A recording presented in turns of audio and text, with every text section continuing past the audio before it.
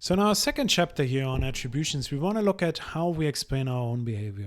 And I think it is really important to start with that due to two reasons. The first reason is that kind of understanding how we explain our own behavior helps us to get an intuition about the dimensions we use for explanations for our behaviors. The second one, why I think it's really important, is like once we understand how we tend to analyze and explain our own behavior, we can contrast that with how we explain the behavior of others, and we can kind of see the similarities, but also the important differences. So let's look at the dimensions of attributions by looking at how people explain ordinary events in their life. So one event could be that a student failed their exam. So often when exam season is over, when the marks are all in, students come to my office, students that did not so well, and they want to get advice on how to do better next time. And the first thing I always do is to ask them, okay, why do you think you didn't do so well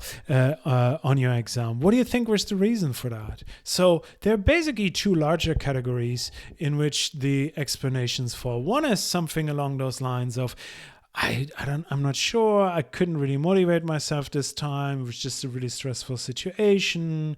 I was just confused by the exam. On the day, I was not feeling well. Something along those lines.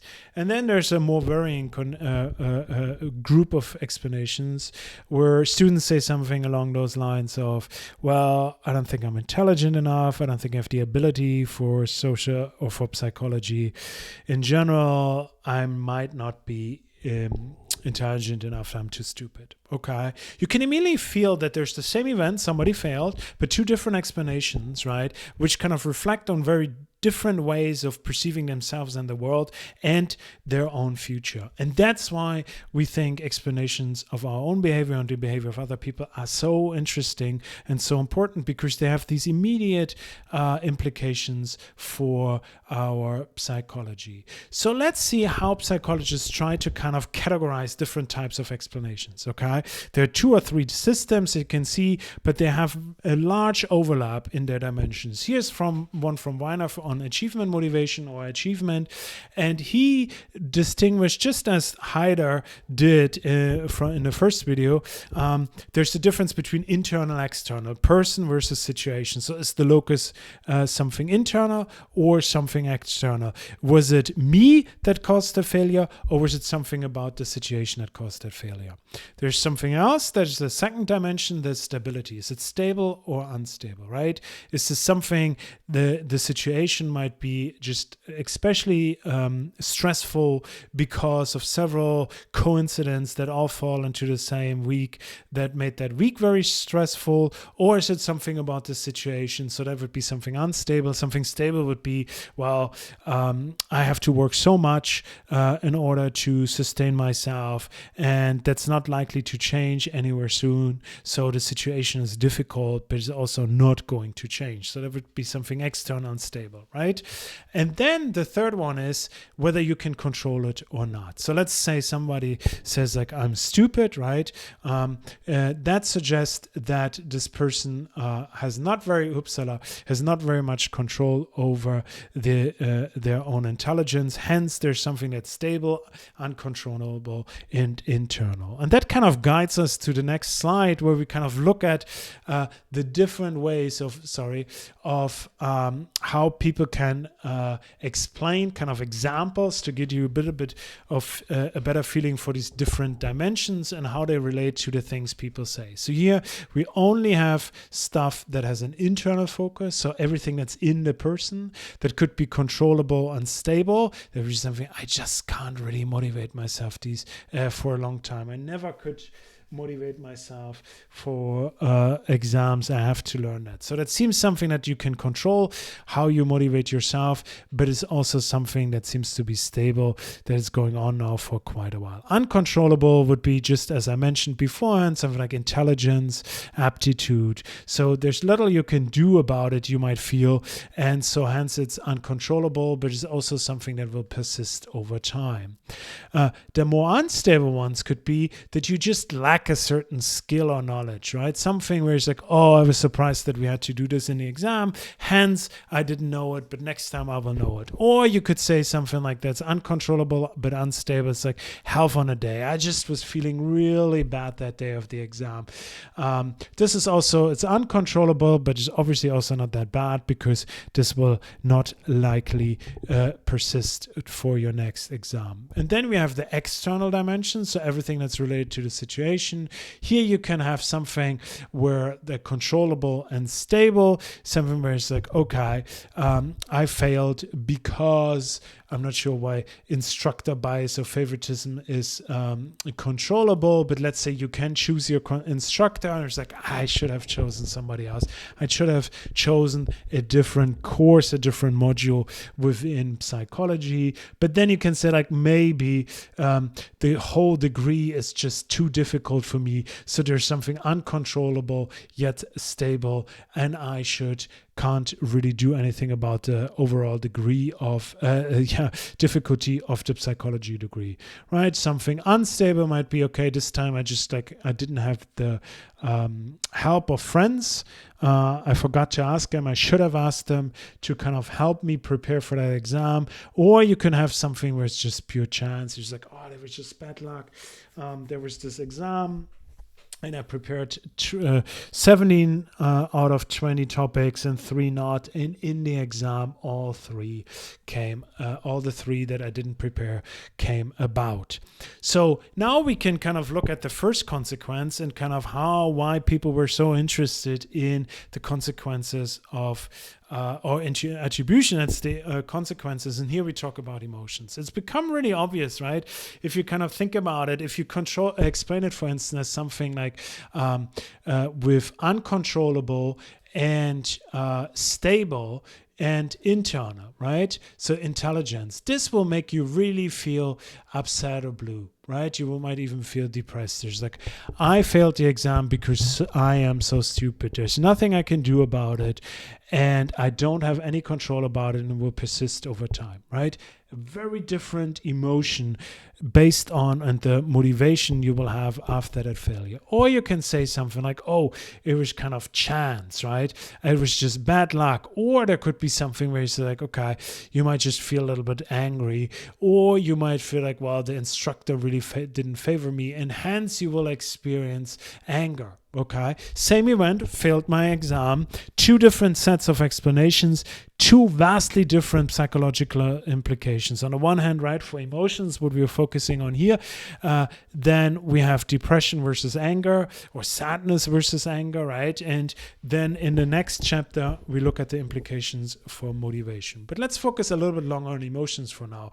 And this idea that the emotions depend very much on how we explain our events is like an old one, right? You might already know Schachter and Singer and their theory about emotion, but they did a very interesting and neat experiment in order to show that the kind of emotions we experience depend on the attributions we have. So what they did is they got a group of participants. They all got injected a little bit of adrenaline. Adrenaline makes your heart go bum, bum, bum, okay? So I'm sitting there in I just got an injection. I'm going out of the doctor's office. I'm just sitting in a waiter's waiting room and waiting to see what happens next in this study, okay? So what happens next is that in the waiting room, some person is really funny, okay? I have a clown here. I don't know, clowns are not very funny, I think, rather scary or annoying, but let's assume that it was a funny clown. So you have this heart racing because you got this adrenaline injection. You're kind of sitting there and wondering what's going on. Why am I so excited? You look at that person and think, oh, he's so funny. Okay, that I must be really happy. I must be really entertained. I must experience a lot of positive emotions at this moment, okay? So the arousal is explained via the situation and transformed into happiness. Very different, let's say, when you're waiting next to a super annoying person and this person is just complaining about how she's not getting enough and why is she always the last person to be treated and she's been here before this person or that person. Really annoying. Maybe she chews on her chewing gum while doing so. And now you have this kind of heartbeat that you're looking for an explanation for, and you see this annoying person, and suddenly you feel anger. Right? So for attribution theories of emotion, is something where you have a bodily kind of, you have an arousal, you have like a aroused heartbeat here through the adrenaline injection, and now you're trying to make sense of it. You look around in a situation, depending on your situation, you will be either happy or angry. This is how depends basically on your explanation. Right? So this is the importance of explanations for our own emotions. But there's more, even more kind of far-reaching implications, and people had very high hopes for these emotional explanations or attributional theories of emotions in order to explain also mental health events. You might already have heard of Martin Seligman's learned helplessness theory. So in his original experiments, they were done with dogs. So in the first condition, what they were, well, the dogs were in a box like this very much. And here you can see there were metal rods, and these metal rods were put under electricity. So in the first condition of this experiment, the dog would be put into this box, the box would be closed, and everything would once in a while be, all of these would be under electric shock. So the dog would kind of jump from here to here to here and would get a shock no matter where he went, okay? And so what they experienced is like a situation of helplessness. They couldn't do anything. Whatever they did, right, they couldn't do it. They would get an electric shock either way. Okay. But then so these dogs would have this kind of helplessness, this traumatic experience. Then they would put in this box in here. On one side, they would get the shock, and on the other side, if they jumped over that wall, they would get no shock, okay? So they're in a new environment, and here, and if they do something, they can avoid the shock. But most of these dogs who had this kind of traumatic learned helplessness experience beforehand did not jump. About 20% of the dogs figured out kind of that it would be good to go on the other side to avoid the shock, but most of the dogs just lay down and whimpered, okay? So now Seligman became really interested into understanding why 20% of these dogs jump. So there's a traumatic experience that they had. Why did some not stop putting effort into it? And he then turned to humans and said like, oh, maybe it's the way they explain behavior. And he called this basically kind of the learned optimism. There's an optimal way in how you should explain failure and how you should explain success. And if you do that, you will be happy and productive. And if you don't do that, if you use a different attribution pattern, then you will become depressed. So what is this magical attribution pattern that Seligman suggested? So here we have an event where something went wrong, all right? And here we have the depressed person, and here we have the happy person, and here we have the depressed person, okay? Something went wrong. So what the people do who are the happy people, they say something external, and the depressed person says something internal. The happy person uses something temporal, the depressed person uses something stable, and then the happy person uses something specific, and the unhappy person uses something global. So you can see that this is a different dimension than controllable, uncontrollable. For Seligman, what he kind of focused on is whether we think that this is not only an effect that will occur in this one situation, but it will be general. Whatever I do, I will never ever have any success. Nobody will ever like me, right?